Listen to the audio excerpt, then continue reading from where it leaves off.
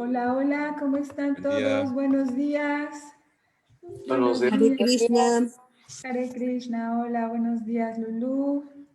Hola. Hola, Alejandro, Srivas. Hola, Hola. hola. ¿Sí andan allí? Porque no Buenos los días. veo. Hola.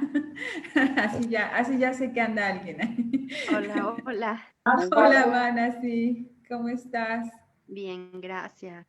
Qué bueno, qué gusto. Igualmente, aquí estamos. Oigan, yo quiero hacer una pequeña dinámica porque creo que haya, de repente nos vemos aquí, pero no sabemos ni quiénes somos, ni de dónde nos vemos, ni qué hacemos, ni nada. Entonces, así como rápidamente, ¿cómo se llaman? ¿Dónde viven? ¿Y a qué se dedican? ¿O qué es lo que les gusta hacer en su tiempo libre, por favor, para ir conociéndonos un poquito más? ¿En dónde están? ¿En dónde se encuentran ahora? Así rapidito, para que no nos tardemos mucho. Sriva, si quieres, empieza tú para que sepamos dónde vives y a qué te dedicas, tienes hijos. Bueno, mi familia. nombre es Rivas, vivo en Guadalajara, bueno, en Zapopan, y me dedico al comercio y en mis tiempos libres me dedico a leer los libros de Prabhupada, entre otros libros. Ok, perfecto. ¿Quién más dice yo? Muchas gracias, Sriva. Alejandro, Alejandro, ¿en dónde vives y a qué te dedicas? en León, Guanajuato, y me dedico al naturismo, a los masajes, a cosas naturales. Como ven, aquí estamos por el mero León. Ok, perfecto. Estás allá donde está Libby, ¿no? Sí, Perfecto. Bueno, ya tenemos la comunidad de León allá. ¿Quién más? A ver, abran su micrófono. Mientras yo estoy buscando acá lo que vamos a leer hoy. Cintia. Cintia, ¿dónde estás, Cintia?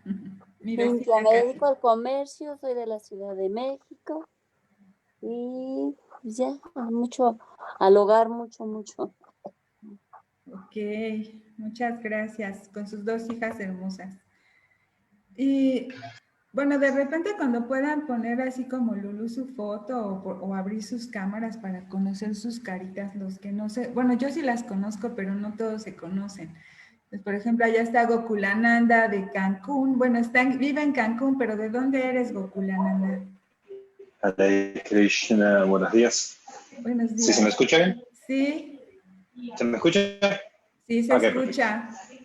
Soy nacido en Argentina. Ok. Soy nacido en Argentina, viví en Tabasco 10 años. Ahora llevo 10 años viviendo en Cancún.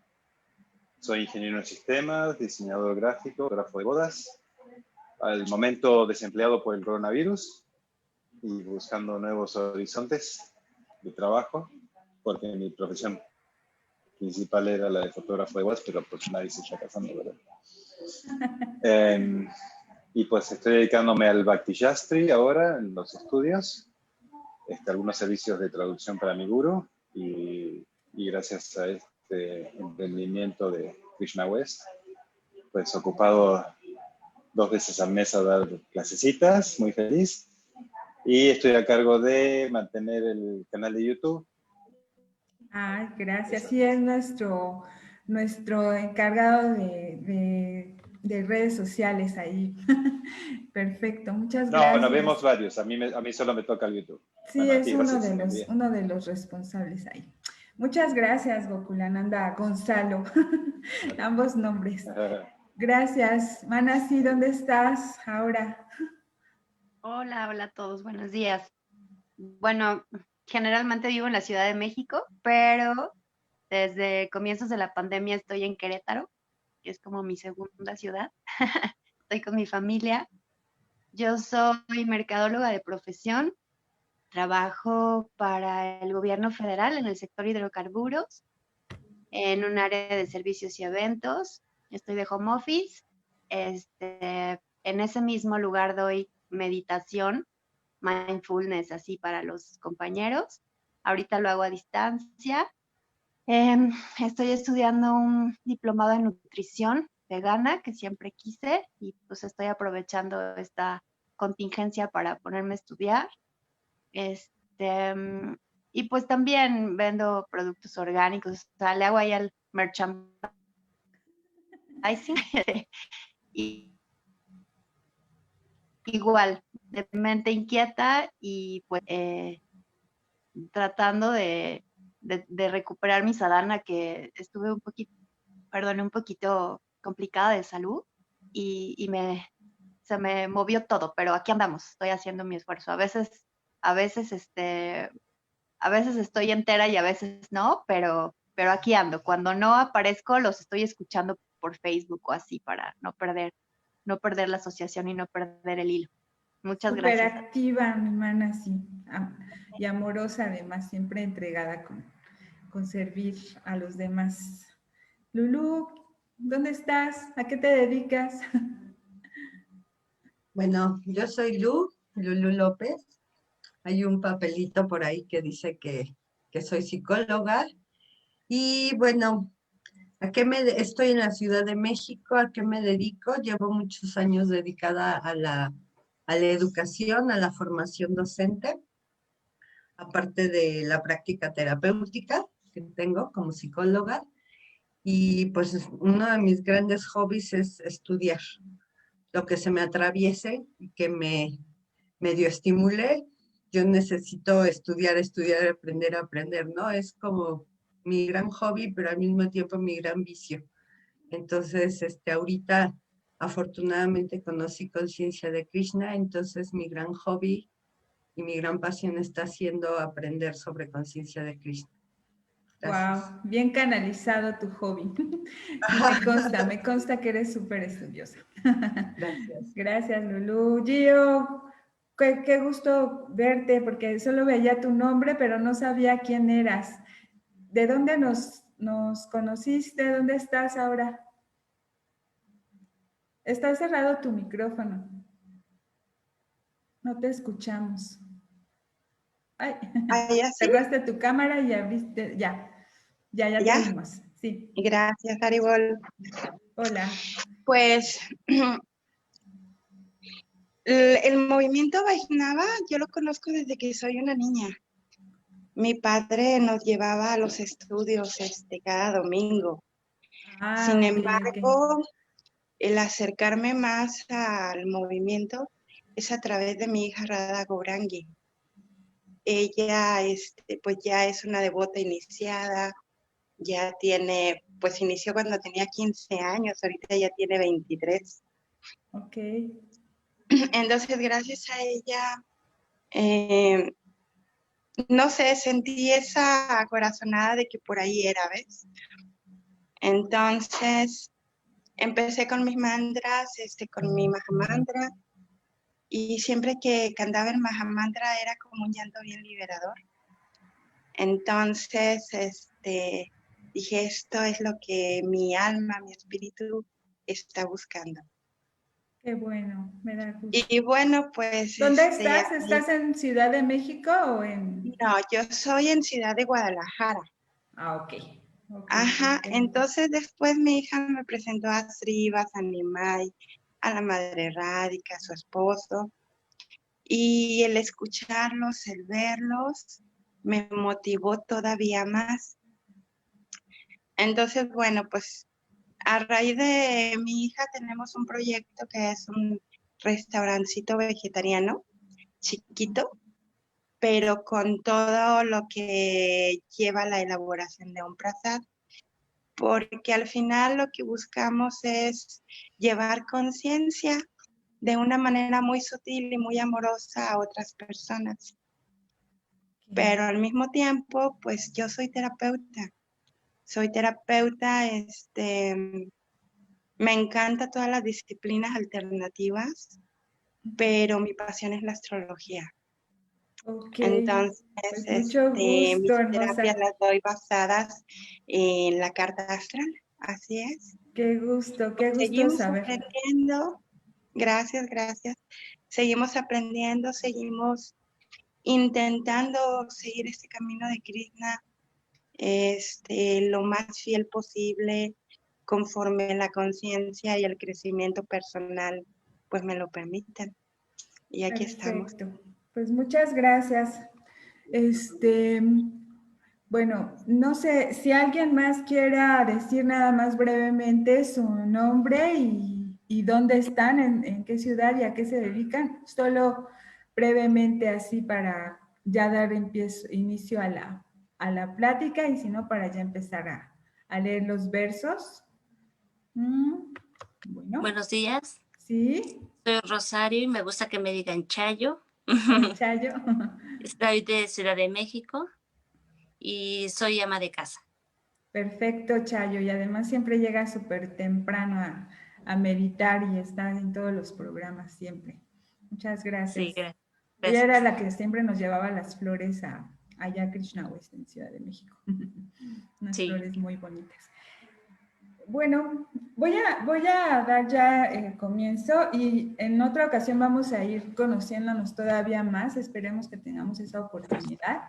Por ahí veo que están Emilio, está Lourdes, está Luis, Nimay. Bueno, ya poquito a poco nos vamos a ir conociendo. Somos parte de una comunidad que estamos buscando, pues, elevar un poco nuestra conciencia en el aspecto espiritual y lo hacemos mediante estas prácticas diarias que son prácticas pues que de alguna manera nos devuelven a nuestra condición espiritual, ¿no? Nos enseñan quiénes realmente somos y a partir de ahí tenemos herramientas para conducirnos en el mundo de una forma cada vez más, pues más clara, saber nuestro propósito, ¿no? Entonces, estamos leyendo el Srimad Bhagavatam, esta literatura que ya todos conocen. Estamos en el capítulo 17, bueno, todos los que están aquí en el grupo. Castigo y recompensa de Kali. Ajá, hoy vamos a leer los versos del 15 al 21. No sé si me quieres ayudar, Lulu, para complacer ese gusto por la lectura que tienes. Gracias. Del 15 al 21. Ok. Dice, ¿no vas a hacer la invocación? Ay, sí, muchas gracias. Justo estaba pensando en eso y se me olvidó. Om Namo Bhagavate Vasudevaya. Om Namo Bhagavate Vasudevaya. Om Namo Bhagavate Vasudevaya. Un ser viviente arribista que se dé a la tarea de delinquir torturando a aquellos que son inofensivos será directamente eliminado por mí, aunque se trate de un ciudadano del cielo con armadura y decoración. El supremo deber que tiene el rey gobernante es el de brindarles plena protección a las personas que obedecen las leyes y castigar a aquellas que, en épocas ordinarias, cuando no hay ninguna emergencia, se apartan de las ordenanzas de las escrituras. La personalidad de la religión dijo: estas palabras que acabas de pronunciar son dignas de una persona de la dinastía Pándava. Cautivado por las cualidades devocionales de los Pándavas, hasta el Señor Krishna, la personalidad de Dios, desempeñó tareas como mensajero. Oh tú, el más grande entre los seres humanos, es muy difícil determinar quién es el malhechor específico que ha provocado nuestros sufrimientos, ya que estamos confundidos con todas las diferentes opiniones de los filósofos teóricos. Por favor, si le sube. Más. Algunos de los filósofos que niegan toda clase de dualidades declaran que el propio yo es el responsable de la felicidad y la aflicción de uno. Otros dicen que unos poderes sobrehumanos son los responsables, mientras que otros más dicen que la actividad es la responsable. Y los muy materialistas sostienen que la naturaleza es la causa última. También hay algunos pensadores que creen que nadie puede determinar la causa de la aflicción por medio de la argumentación, ni conocerla mediante la imaginación, ni expresarla con palabras. oh sabio entre los reyes. Juzga por ti mismo, reflexionando sobre todo esto con tu propia inteligencia.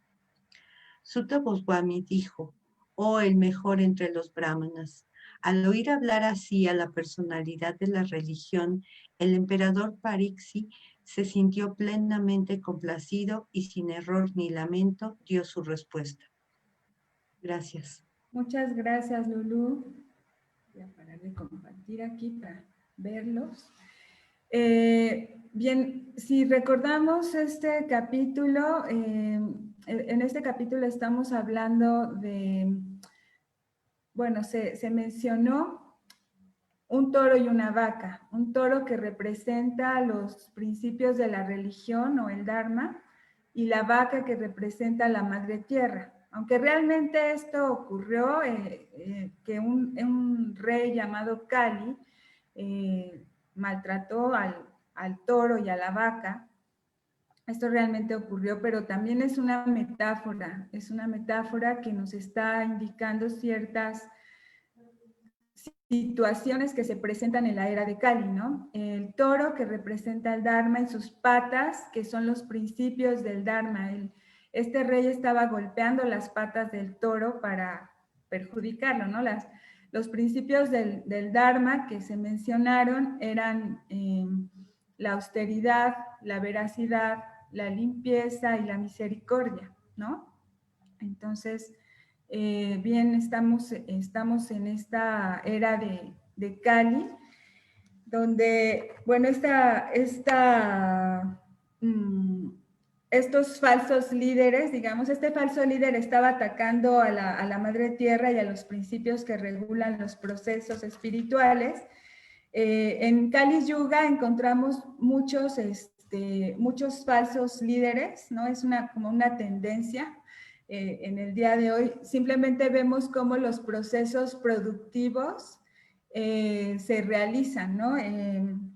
Cómo obtenemos la materia prima, los alimentos, la producción en general, mediante la explotación no solamente de los animales, sino de lo que llamamos recursos. A todo le llamamos recursos, a los árboles, al agua, a las personas, todo, incluso a las personas, todo se vuelve recursos. Entonces son objetos que se vuelven en una función de complacer los sentidos de nosotros. Ayer Manjari nos estaba poniendo ese video de la caricatura al final de este hombre que va destrozando todo, ¿no? Que se pone las víboras como botas de piel, que echa el pollo en la freidora y se lo va comiendo y va destrozando todo el planeta en el camino, y al final encuentra como un destino bastante miserable, ¿no?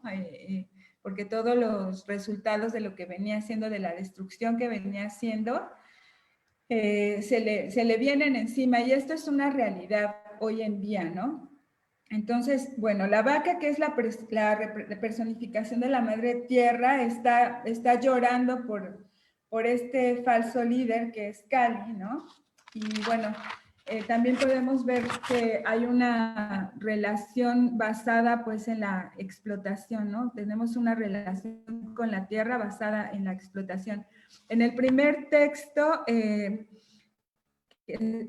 se dice aquí que un ser viviente arribista que se dé a la tarea de delinquir, torturando a aquellos que son inofensivos, será directamente eliminado por mí, aunque se trate de un ciudadano del cielo con armadura y decoraciones. Entonces, estos ciudadanos del cielo se consideran seres inmortales, pero aún así, bueno, aquí en nuestra vida, en nuestra vida actual, uno no dura más de 100 años, y tener un periodo de vida de millones de años se considera ser pues prácticamente inmortal, ¿no? Dice en el Bhagavad Gita nos hace saber que en el planeta de Brahma Loka la duración de un día es de 4.300.000 por 1.000 años solares. Si sienten que me hago bolas, me dicen, porque de repente tengo las ideas en la mente, pero todas desestructuradas. Entonces, si algo no entienden, por favor, interrúmpanme, Siribas o Lulú o quien quiera interrumpirme. Entonces, sí, bien, si bien hay planetas celestiales en donde la vida es inmortal y aquí no, ¿no? Aún así, para alguien como Maharaj Parikshit, incluso a esos ciudadanos del cielo, si ellos torturan a los seres inofensivos, él los desafía, ¿no? A que no va a permitir que eso suceda. Entonces, aquí estamos hablando de un tema de protección y justicia. Ustedes allá en su modo de percibir, ¿qué piensan que es la protección? ¿Qué entienden por protección? Una pregunta abierta para que alguien la...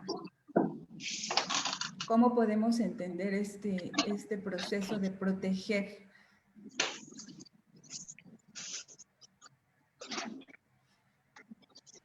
Pues se protege al que es inválido, ¿no? El que necesita ayuda, el que no se puede desarrollar por sí mismo, ¿no? ¿Esto significa? Bueno, si buscamos en el diccionario, proteger dice, algunos de los significados dice defender contra un ataque, proteger de la exposición, compensar ante una pérdida, mantener la integridad de algo. Yo me iría por esta parte de mantener la integridad de todo lo que existe, ¿no? O sea, tenemos a veces pensamientos muy individualistas donde solamente pensamos en yo y mi entorno más cercano, pero todo lo que está intentando hacer el conocimiento védico, lo que se está hablando en estos capítulos, es restablecer los principios religiosos del Dharma. Entonces, una forma de proteger, claro, defender contra un ataque, por ejemplo, en el caso de los animales, es que innecesariamente están siendo sacrificados, pues quienes tomamos esta conciencia, pues el deber siempre es de defenderlos contra el ataque. Pero también yo diría que, por ejemplo, si yo no soy la persona que está ahí en el matadero para defenderlos, tal vez mi postura sería no consumirlos, ¿no? Entonces, a veces tenemos como ciertas posturas medio duales, ¿no? Porque pensamos, sí, pobres animales están sufriendo, pero mi plato está lleno de sufrimiento. Entonces, ese establecer esos principios van desde nosotros, como ayer decía Manjari, esos cambios, esa responsabilidad empieza con nosotros mismos, ¿no? Y bueno, también hay una situación que cuando nosotros promovemos de alguna manera la violencia mediante la explotación de todo lo que nos rodea, de los recursos, de los árboles, de las plantas, de los animales, de alguna manera son formas violentas de relacionarnos con el planeta, y esas formas violentas también se ven manifestadas en nuestros entornos sociales, ¿no? La violencia y el abuso que hay hacia las mujeres, por ejemplo, hacia los indígenas, hacia entidades que son a veces consideramos que son más débiles, por algunos pueden considerar que son más débiles y no darles la oportunidad de encontrar esa relación o esa naturaleza que los vincula con Dios, ¿no? Entonces, estos principios del Dharma son principios que nos conectan hacia la virtud, de alguna manera, ¿no? Entonces, el abuso de la tierra hace que lo renovable incluso se convierta en no renovable.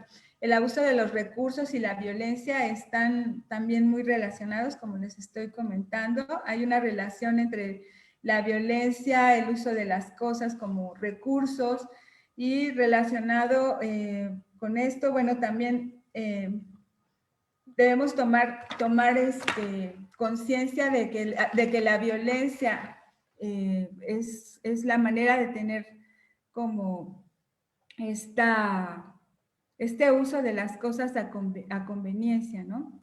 Uno de los principios de la espiritualidad es la no violencia, ¿no? A excepción de los kshatriyas, que están autorizados para hacer uso de la violencia para la protección, todos los demás no deberíamos ejercer violencia. Y esto es, aún los kshatriyas, como decía Nimai hace unos días, ellos ellos están buscando proteger la paz, ¿no? Entonces, si ejercen violencia es para mantener la paz, no es para violentar por violentar. Antes había estos códigos que se usaban para las batallas en eras pasadas, pero en Kali Yuga ya no existen estos códigos de honor, digamos, que seguían los kshatriyas para poder ejercer esta protección de la que hablamos. Entonces, ¿cómo se violenta la tierra de forma cobarde, conectada con la hipocresía? ¿Cómo se obtienen los recursos? ¿Cómo se obtiene todo? El petróleo, por ejemplo, son sistemas, digamos, es la fosilización durante años, ¿no? Es como la sangre de la tierra y la estamos extrayendo de forma incontrolada, ¿no? No hay ni siquiera como reglas específicas para extraer estos recursos que sean adecuados porque se están terminando, ¿no? Extraemos del océano diferentes productos, por así decirlo, que van deteriorando el ecosistema. Entonces, Kali, en la era de Kali hay muchos indicios de la esclavitud, ¿no? Vamos a retomar, hay falsos líderes, hay esclavitud, no hay líderes que sean nacidos por segunda vez o aquellos que son cultos espiritualmente o que se hayan desarrollado en conocimiento espiritual, casi no hay esos líderes. Y si los hay, la gente los sigue muy poco. O sea, por ejemplo, nosotros nos damos cuenta cuando hacemos estos programas, qué difícil es que la gente lo siga, pero si organizas un concierto masivo, pues todo el mundo va a venir, ¿no? A lo mejor con una persona, no sé, Luis Miguel o qué sé yo, no sé, esos artistas muy conocidos, pero si nosotros organizamos un programa espiritual, es muy difícil hacer venir. Incluso ayer tuvimos una situación porque yo estaba promoviendo, porque quería que Mahatma Das tuviera mucha audiencia en un programa. Entonces, estuve difundiendo el link del Zoom y se metieron unos personajes ahí a hacer cosas, ¿no? Así como raras y groserías estaban haciendo y yo, pero bueno, entonces la gente no aprovecha la oportunidad que ni siquiera la ven, o sea, ni siquiera se dan cuenta que es algo tan importante para su propia vida, ¿no? Simplemente están ahí divagando en una forma de gastar el tiempo. Yo creo que mucho por la depresión que se vive, ¿no? Y es precisamente por esta falta de conexión. Entonces, las personas hoy en día pues sienten que tienen, esto también es una cosa, digamos, característica de Kali Yuga, es que las personas sienten que tienen que rendir mucho, o sea, mucha competitividad, mucho, que si no estás haciendo demasiadas cosas, entonces como que no vale tu situación, ¿no? O sea, no vale tu esfuerzo porque tienes que hacer como muchas cosas, ver que hay una presencia tuya en todas partes. Entonces es como una forma de también explotar a las personas. Entonces el estrés de no poder lograr nada también de alguna manera te saca del sistema, ¿no? Porque es un engaño, es una forma de engañarnos el pensar que nosotros tenemos la capacidad de hacer absolutamente todo por nosotros mismos y que no necesitamos de nadie, que no necesitamos ni de Dios, que no necesitamos de las personas. Por ejemplo, ahorita estamos en un aislamiento que de alguna manera nos está capacitando para estar en solitario, para ya no tener como esa interacción con las otras personas. Todo eso es parte de un sistema de engaños que hay en la era de Kali, ¿no? Entonces, incluso el ocio es considerado algo improductivo, pero realmente si una persona que ese ocio lo utiliza para desarrollo espiritual, para la introspección, para el cambio, la transformación interna, realmente ese ocio tiene una utilidad práctica, ¿no? Entonces, el sistema te dice que debes estar ocupado, entonces, de alguna manera es una forma de mantenernos controlados, ¿no? Entonces, pues, la especie humana deberíamos de desarrollar una responsabilidad colectiva, no solamente individual, o sea, no nada más pensar en lo que yo necesito, sino pensar en cómo otras personas pueden desarrollarse, cómo puedo proteger a lo que se consideran los recursos que se están, cómo puedo cuidar el agua, cómo puedo cuidar que la tierra se recupere su capacidad de ser productiva, cómo puedo cuidar que las personas vivan seguras, cómo puedo cuidar que las mujeres estén protegidas, cuidadas. Ahora, en el tema de la mujer, por ejemplo, y hablando de protección, porque siempre se toma la protección como una forma de control también, eso llega a pasar, donde la mujer tiene que estar en un resguardo, y esto va tal vez para muchas otras situaciones. La verdadera protección, hablando de cuidar la integridad, es que establecer un medio ambiente que sea óptimo para el desarrollo de esa persona, ¿no? O sea, que no haya como estas situaciones de coartar la libertad. También habría que hablar del tema de la libertad, porque ¿qué es la libertad? ¿No? Hasta dónde tiene una libertad que es malentendida, tal vez puede resultar autodestructiva, y una libertad que es real, es liberadora, ¿no? Se traduce en autoconocimiento. Cuando tú te conoces a ti mismo, puedes tener verdadera libertad. Entonces, esta es otra, entonces otra de esas características es eso, creer que podemos todos solo. También se le decían por ahí la atomización de las personas, ¿no? Obtenemos cosas que nos satisfacen, pero no vemos lo que hay detrás de los procesos productivos. Cada vez más descarada la violencia en Kali Yuga, hay propagandas hipócritas, ¿no? Si vemos tanta publicidad por ahí que te dicen cómo debes de ser, cómo te debes de vestir, qué casa tienes que tener, qué auto tienes que tener, qué estatus tienes que tener, y a veces nos compramos toda esa propaganda y si no logramos todo eso nos frustramos. Entonces, también esos engaños también los vivimos en nosotros mismos nos engañamos, ¿no? Es que nos volvemos nuestros propios carceleros, ¿no? Porque, bueno, buscamos querer explotar también a los demás y buscamos nuestra propia autoexplotación sin darnos cuenta. Es como tan...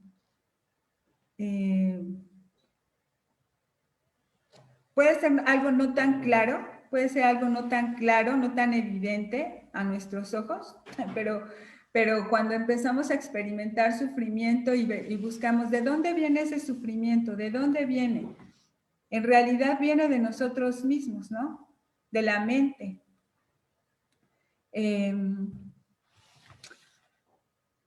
También otra cosa que es una característica es que todas las opiniones son válidas. De alguna manera esto también es un engaño sutil porque entonces todo se vuelve relativo. Entonces perdemos como la capacidad de construir nuestras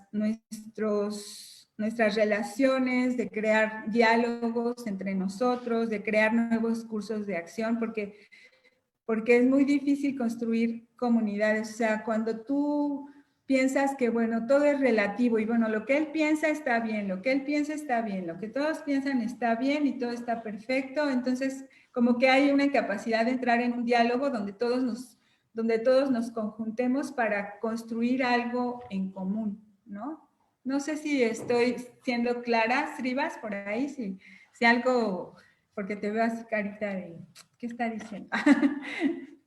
¿Todo bien? Ok, perfecto. Todo bien, igual, Sí. ahorita que, bueno, termina, no te preocupes. Muy bien, No, tú gracias. dime. Podemos ir construyendo con una conversación. Me gustaría más eso, porque yo me pierdo un poco en las ideas. Sí, ahorita que mencionaste lo de el origen de los sufrimientos, que aquí también mencionan, es un tema que va, los temas, no sé, los Sí, en el versos, texto 18 me parece que sí, estaba. me parece. Es muy interesante la visión que se presenta aquí, que hay diferentes niveles, que el toro, aquí la personificación del Dharma menciona que algunas personas determinan que la naturaleza, ¿no? Que es como todo externo, yo no soy responsable, ¿no? Y es como también mucha gente toma esa filosofía y viene precisamente lo que vengo diciendo hace algunas clases de la idea ontológica de que soy este cuerpo, ¿no? Entonces todo lo echan la culpa a todo lo externo, ¿no? Yo soy malo porque la sociedad es mala, porque me han construido así, porque mis padres me educaron así, porque esto, ¿no? Y es como la noción más, vamos a llamarle, primitiva de la noción del sufrimiento, ¿no? Culpar a otros. Y el Veda aquí lo menciona que se contempla, y hay varias filosofías que lo contemplan así. Después está la noción del karma, ¿no? La noción de que los actos son la causa de nuestro sufrimiento. Y me gustaría notar que aquí, que en México, ese es como un nivel de conciencia muy, muy arraigado por nuestra corriente filosófica o religiosa, ¿no? Que predomina aquí, ¿no? De por mi culpa, por mi grande culpa, ¿no? Si lo que yo hice, mis actos, soy un pecador, soy esto. Entonces, el pecado es la causa del sufrimiento. Y ese es un nivel de conciencia que en los Vedas se contempla como el famoso Karma Mimamsa, la filosofía Karma Mimamsa. O sea, yo soy responsable, entonces si yo actúo bien, el universo tiene que actuar bien conmigo, ¿no? Si yo actúo mal, el universo me va a responder de una forma negativa. Entonces, no se ocupa Dios, no se ocupa nadie, solamente es el acto. Y tercero está el nivel de la, que sería, en vez del acto, quiero acordarme, a ver si me acuerdo rápido. Está el pensamiento, ¿no? De que el pensar, si controlas tus pensamientos, tú puedes dejar de sufrir, ¿no? La mente es el origen del sufrimiento. Y también está la parte de Kanada, la filosofía Vaisheshika en los Vedas, que habla sobre eso específicamente, ¿no? De que si tú logras controlar tu mente. Y también tenemos reflejos de esa filosofía en nuestra vida cotidiana, ¿no? Hay muchísima bibliografía que te dicen que no hay que controlar la mente, piensa y hágase rico, si tú controlas tus pensamientos vas a lograr lo que tú quieras, ¿no? Pero si no los controlas vas a sufrir.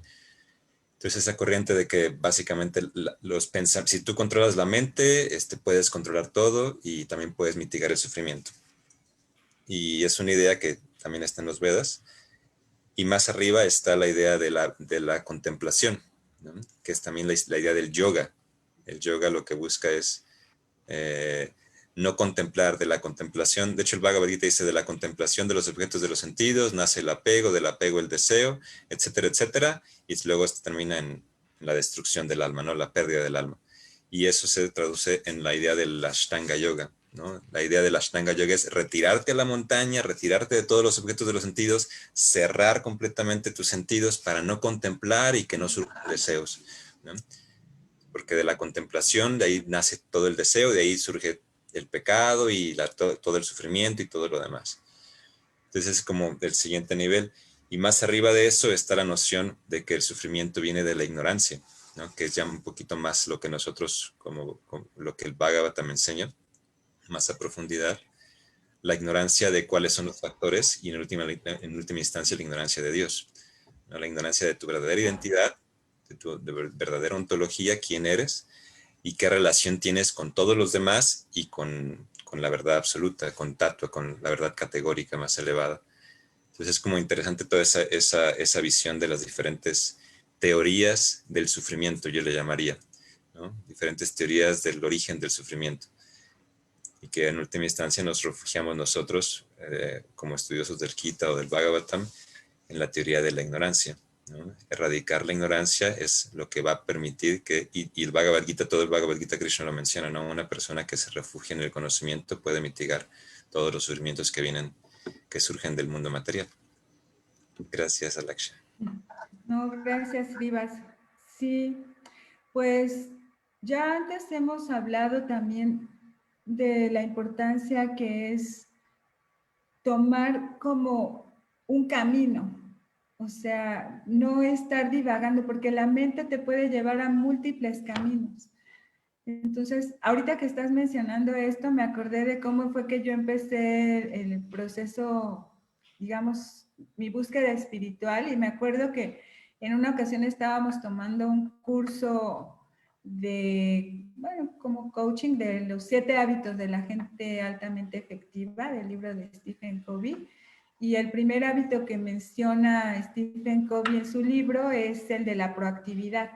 O sea, lo importante que es ser responsable de tus actos. O sea, en el momento que tú te haces responsable, te es más fácil lograr cambios en la vida de cosas que no quieres. O sea, siempre quieres tener cosas, hacer cosas, que vivir un tipo de vida del cual no estás dispuesto a asumir tu responsabilidad mientras estás culpando al sistema, al gobierno, a tus papás, a todo el entorno. Entonces es muy difícil construir una realidad como tú la quieres. O sea, finalmente todos somos como, vemos el mundo como nosotros somos, como nosotros queremos. El mundo es un reflejo de nosotros mismos. Entonces, a partir de que empecé en ese proceso, en esa forma de pensamiento, como que las cosas se fueron facilitando muchísimo. Entonces, en ese sentido, ser proactivo significa que voy a tomar cartas en el asunto de mi vida, y no nada más de mi vida, también de mi entorno. O sea, porque todo lo que tú eres construye como tus situaciones en tu alrededor. Por ejemplo, en mi caso particular, no sé cómo sea la experiencia de otros de ustedes, pero también a partir de esos cambios también se han ido generando cambios en mi entorno, ¿no? En mis relaciones con otras personas, en la forma en la que interactúo con mi familia, en la forma con la que interactúo con la sociedad. Mis necesidades han ido cambiando, ya no son solo mis necesidades, ahora son necesidades como colectivas las que me preocupan. Entonces, en ese sentido, creo yo que es muy positivo el que uno se haga responsable de las cosas. A veces decimos, bueno, pero yo cómo voy a ser responsable de la contaminación, ¿no? Yo cómo soy responsable de que el mar esté lleno de plástico, o cómo voy a ser responsable de que haya feminicidios, o cómo es que soy responsable de que... Pero de alguna manera las interacciones que vamos teniendo con el mundo también digamos que también influyen para esos sucesos que ocurren a nivel global. Hay una teoría del efecto mariposa que supongo que ya varios o todos de ustedes o la mayoría lo han escuchado, que el pequeño aleteo de una mariposa en un lugar del universo produce un huracán en otro lugar. Entonces, nuestras pequeñas acciones que hacemos día a día están generando cambios, aunque no lo creamos, ¿no? Aunque no creamos en eso, es cierto. O sea, el hecho de que ahora, por ejemplo, se promueva mucho el vegetarianismo, que se promueva mucho la alimentación consciente, o que se promueva el cuidado a la tierra, el no distribuir plásticos, viene de alguien, viene de la mente de alguno, y de ahí se empieza a difundir el pensamiento, y se vuelve un pensamiento ya no individual, sino colectivo. Entonces, a veces sí tenemos que cuestionarnos, ¿qué pasaría si yo hiciera esto? ¿Cuál sería el resultado? ¿O cómo puedo hacer que este resultado que ahora estoy viendo pueda ser un resultado diferente, ¿no? Una situación diferente a la que yo estoy observando. Por ejemplo, en el tema de justicia, se habla mucho de justicia, pero mi maestro espiritual, bueno, nuestro maestro espiritual estaba hablando acerca de esto. La justicia es un tema meramente metafísico, porque está basado en la igualdad, pero externamente nadie somos iguales. O sea, hombres y mujeres somos diferentes, ancianos, niños, los animales de las plantas, o sea, todos somos diferentes. Físicamente, externamente, todos somos diferentes. Entonces, la justicia, el plano de justicia está basado en un concepto que es meramente metafísico. O sea, nosotros somos iguales como almas espirituales, pero si no reconocemos primeramente esa identidad espiritual, eterna, feliz, llena de conocimiento, que somos, o sea, ya no es decir tengo un alma, sino soy un alma. Ese pequeño detalle en el lenguaje hace un cambio total en nuestras acciones. Si yo soy un alma espiritual, ¿cómo actúa el alma espiritual? ¿Qué hace el alma espiritual? ¿Cómo se conecta y cómo se vincula con la superalma, ¿no? Si yo soy esta mente, si yo soy este cuerpo, si yo soy Olivia o Alaxia o vivo en México y tengo este cuerpo, ¿no? ¿Cómo se comporta? ¿Cómo actúa? Entonces, ¿cuál es la diferencia de actuar como este cuerpo material, con esta mente y todos estos recursos que me integran de alguna manera o que integran esta entidad? ¿Y cuál es la diferencia si yo actúo desde la plataforma de que soy un alma espiritual y sí cuento con todos estos recursos, pero ¿cuál es mi identidad? Entonces, en ese sentido, cambia la ecuación completamente de mi vida, desde cómo yo me percibo y cómo percibo al otro, cambia completamente las acciones que yo voy a ejercer, cómo las voy a ejercer. Si yo me levanto diciendo, no, es que esto es demasiado, es que no puedo hacer esto, no puedo hacer el otro, ya de alguna manera ya me estoy predisponiendo a mi incapacidad de actuar. Sin embargo, si digo, Krishna, si tú crees que yo puedo, dame las facultades que necesito para creer que puedo, ¿no? Y para hacerlo. Entonces cambia completamente. Yo, por ejemplo, a partir de la pandemia, me han surgido situaciones que antes de la pandemia nunca me hubiera imaginado que iban a suceder.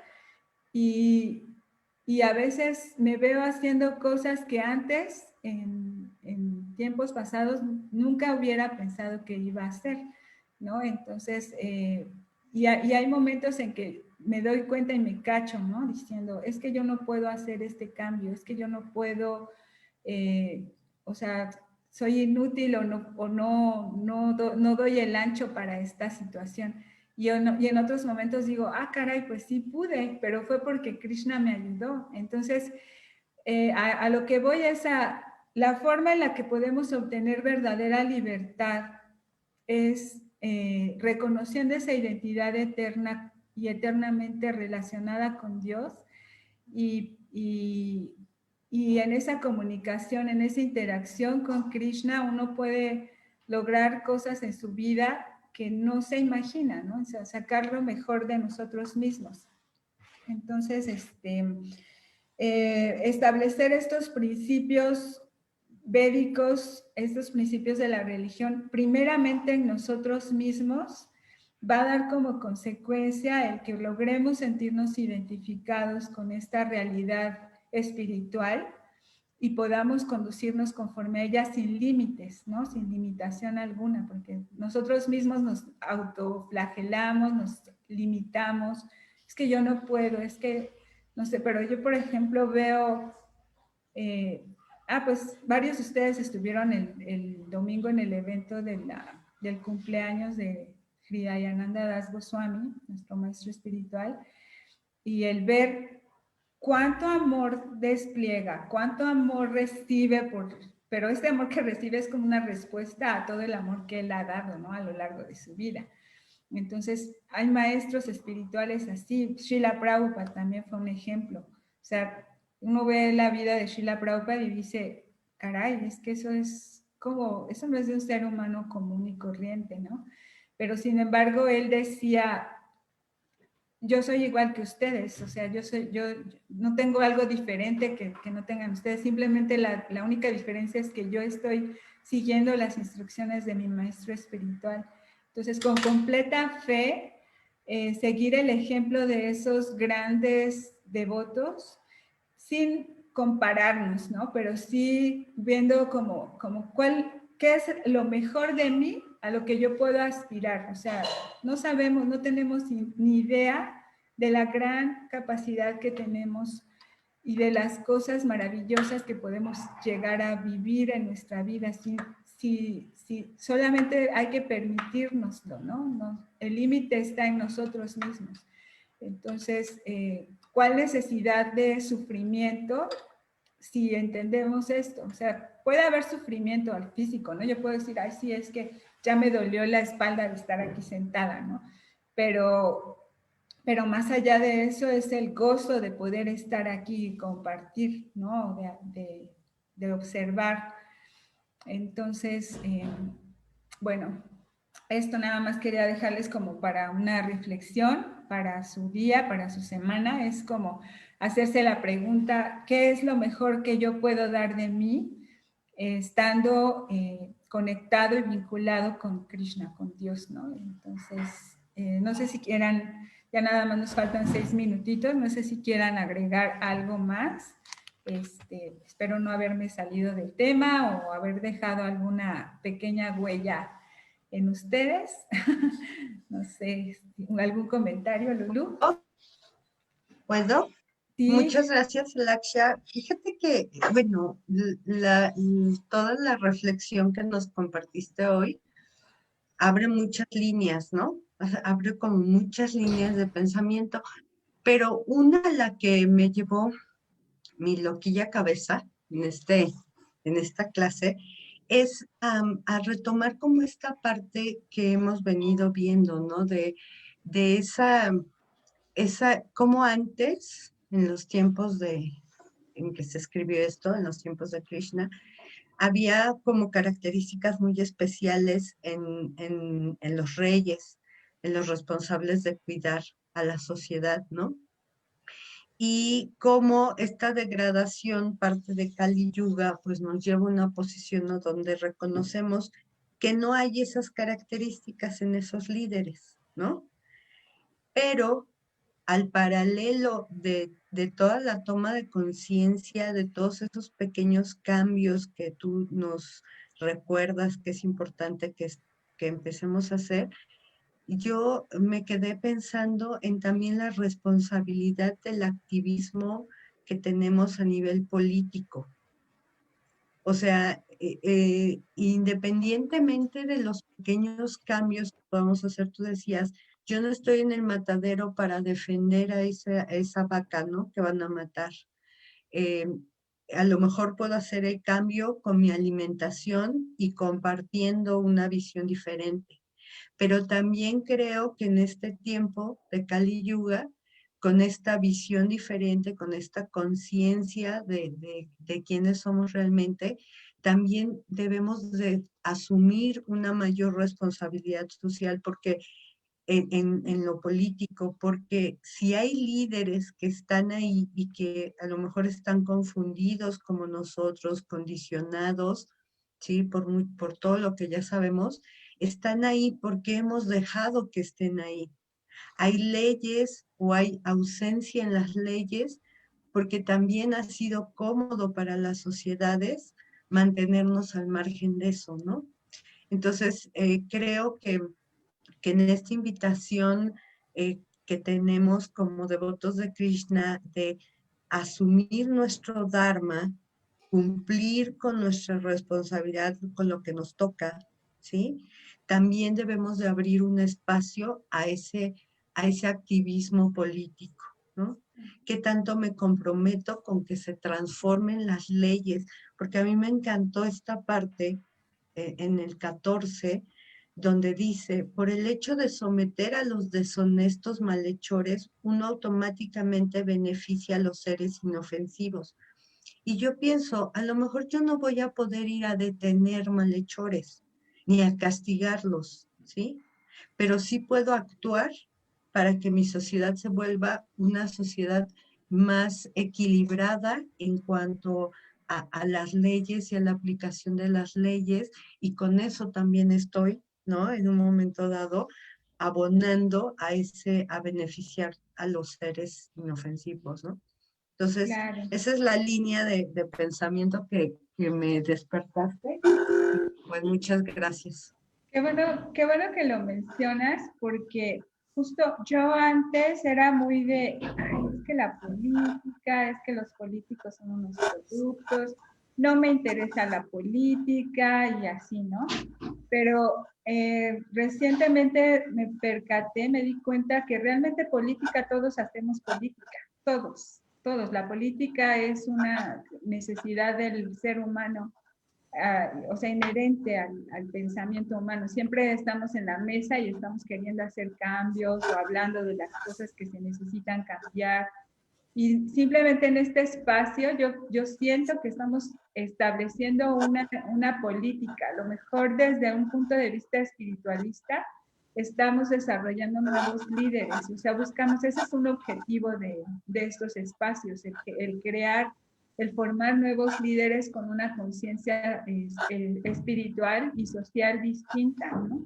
Entonces, de alguna manera, esta es nuestra forma de protesta hacia las circunstancias que se están viviendo en el mundo, ¿no? No es como que nos quedamos sentados, bueno, sí estamos sentados en nuestra casa, pero estamos haciendo algo, ¿no? Estamos conversando, estamos dialogando, estamos escuchando, estamos aprendiendo de los grandes ejemplos de los líderes de las eras anteriores que realmente tenían cualidades divinas para reinar, para proteger y cuidar a la sociedad, que ese es el deber de toda persona que esté al mando de algo, ¿no?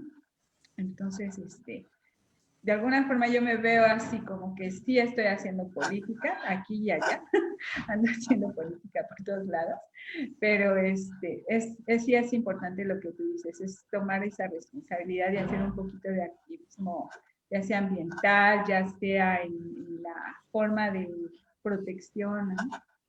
Entonces, Rivas, vi que abriste tu micrófono. Sí, gracias, Alexia. Igual ya estamos cortos de tiempo, pero me gustaría agregar que toda esa reflexión que ahorita abrieron, que es una reflexión que a mí me atrae, de hecho la traigo yo desde que comenzó el capítulo, y es como, bueno, creo que es muy importante entender que de alguna manera el Bhagavatam, por ejemplo, aquí se está explicando, el toro explica que de cierta manera, si analizamos los textos, el toro declara que de forma mundana, de forma externa, no existe la justicia.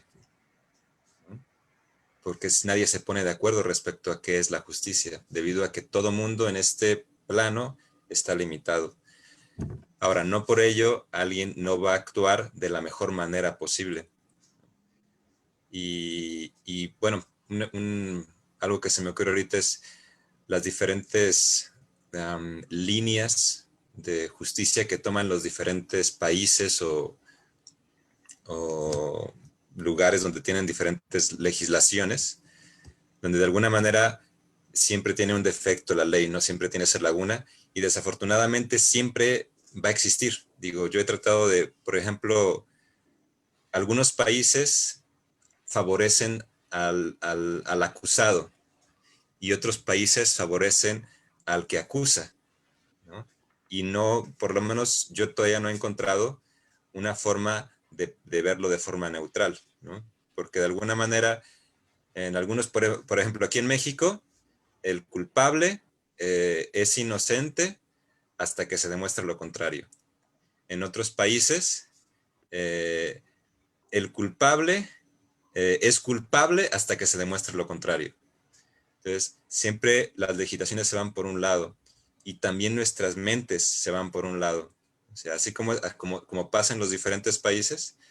Entonces, ambos extremos son dos extremos que terminan siendo peligrosos, ¿no? Porque si tú dices, es que el culpable es inocente hasta que se demuestre lo contrario, híjoles, pues entonces cualquier persona puede hacer cualquier fechoría y decir, yo soy inocente hasta que me lo demuestren, ¿no? Y si hago todo bien, y si planeo todo bien, y que no haya prueba, que no quede ningún rastro de que yo lo hice, entonces yo voy a permanecer inocente, ¿no? Entonces está favoreciendo al acusado. Pero si por el contrario, si se hace lo opuesto, el culpable es culpable hasta que se demuestre lo contrario. Entonces cualquier persona puede acusar a otra, ¿ok? Solo por odio, por rencor, por esto, y pasa, es muy común, ¿okay? Y terminan, es que él hizo esto, ¿no? Y todo el mundo ya lo tachó, y ya aunque sea inocente, o sea, aunque a lo mejor no lo hizo, pero solo por el hecho de que una persona lo señala, entonces ya se está cometiendo una injusticia de la cual no somos capaces de percibirla por la condición de este mundo material, ¿no? Entonces, es una situación bastante delicada. Okay. Sin embargo, el Bhagavatam y Krishna en el Bhagavad Gita nos exhorta a que de todos modos tenemos que actuar de la mejor manera que nosotros podamos actuar, pero con desapego, porque de alguna manera nuestros esfuerzos van a tener algún defecto, porque no somos capaces de ver todo el panorama completo. Entonces, es una línea que me gustaría que se explorara, porque de alguna manera este tipo de pensamiento motiva a que vayamos buscando cuál es ese punto medio, ¿no? Que Krishna siempre nos pide para lograr acercarnos lo más posible a la virtud trascendental, aunque Krishna mismo lo declara que va a haber algún defecto, ¿no? Y bueno, lo vamos a ver más al rato, también se pone muy bueno, porque Parikshit Maharaj lo maneja de una manera que dices, wow, es admirable, pero al mismo tiempo dices, pero espérate, ¿no? ¿Por qué hizo eso, no? Sí, es que pasa eso, es muy común que, por ejemplo, entre los líderes espirituales a veces vemos que toman ciertas decisiones con las que nosotros no estamos de acuerdo. Pero sí. ¿Por qué hizo eso? ¿Por qué lo dejó que...? Y así, claro. Y te queda, pero es que ellos ven las cosas desde una perspectiva muy diferente a la nuestra, ¿no? Entonces, claro. Oye, a veces es imposible. ¿Querrá decir hermana Mohan algo? Que vi que prendió su cámara. Ya, a ver. Hermana Mohan, si quieres abrir tu micrófono. Ya te vimos. Ya lo vimos, pero ya se congeló. Creo que ya se le congeló. No, se congeló. Bueno, pues siempre dejamos, como últimamente nos ha estado pasando, que dejamos abierto un tema interesantísimo y yo creo que vamos a tener que abrir otro espacio para poder desahogar esos temas porque siempre se quedan como a medias. Para no quedarnos con las ganas. Esa pregunta la quería hacer, pero pues bueno, ya lo hice tarde otra vez. Mana Mohan, estabas queriendo hablar porque está tu micrófono cerrado. Creo que a lo mejor no está hablando con nosotros, puede ser que está hablando con alguien más. Sí. Bueno. Haribol, muchas gracias. Haribol.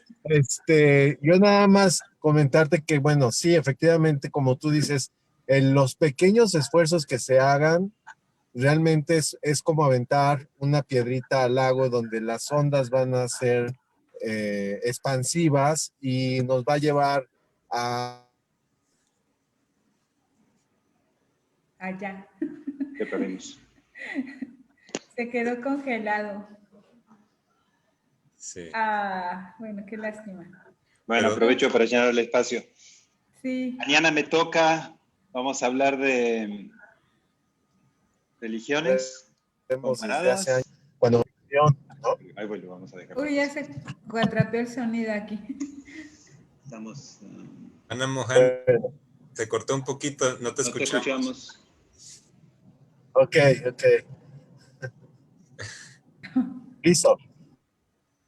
Bueno, ¿Qué? Bueno, ¿Sí o no? Gracias. bueno, que nos quedamos con la parte de que lancemos la piedrita al agua y generar estas ondas expansivas. Y mañana tenemos la clase con Gokulananda sobre religiones. Sí, porque dice que es el pilar de las religiones, entonces voy a intentar hablar un poquito de comparación de no violencia entre religiones y pasamos a nuestra propia religión, si así lo podemos llamar. Me gustaría hablar un poco de la parte histórica de cómo se originó nuestro propio movimiento, desde el señor Chaitanya hasta la fecha. Vamos a hablar de eso. Perfecto, Muy muy bien. interesante. Muchas gracias Excelente. a todos. Hare Krishna. Gracias. Buen día. Hare Krishna, bonito día. Abrazos, bonito Bye. día. Gracias. A todos. Bye bye. Muchas a gracias. todos, Besitos, gracias, Nani. excelente día. Gracias. Gracias.